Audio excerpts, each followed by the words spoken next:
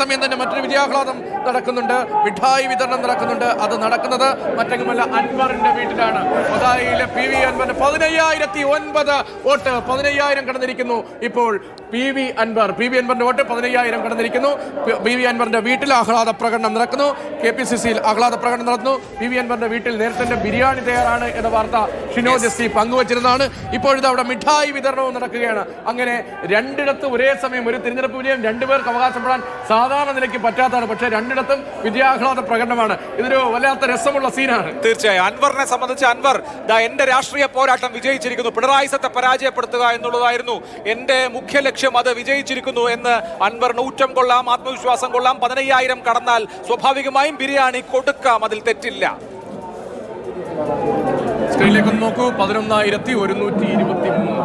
അഭിമാനകരമായ ജയം, 11,123.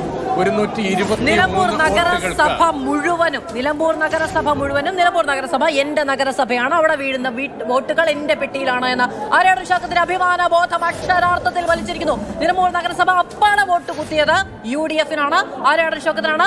11,100 വോട്ടുകൾക്ക് ആര്യാടൻ ഷൗക്കത്ത്, 11,123 വോട്ടുകൾക്ക് ആര്യാടൻ ഷൗക്കത്ത് നിലമ്പൂർ ഉപതെരഞ്ഞെടുപ്പിൽ ലീഡ് നില പിടിച്ചിരിക്കുന്നു. UDF പ്രതീക്ഷയ്ക്കപ്പുറത്തുള്ള വിജയം നേടിയിരിക്കുന്നു. LDF പരാജയം പ്രതീക്ഷിച്ചതാണ്. മുഖ്യമന്ത്രിയുടെ വാക്കുകളിൽ ഇന്നലെ അത് കൃത്യമായി ഉണ്ടായിരുന്നു. പക്ഷേ പിടിച്ചു നിൽക്കാമെന്ന് കരുതി. പിണറായിയെ കണ്ടവരുണ്ടോ എന്ന് മുദ്രാവാക്യം വിളിക്കുന്നു KPCCയിൽ കോൺഗ്രസ് അണികൾ.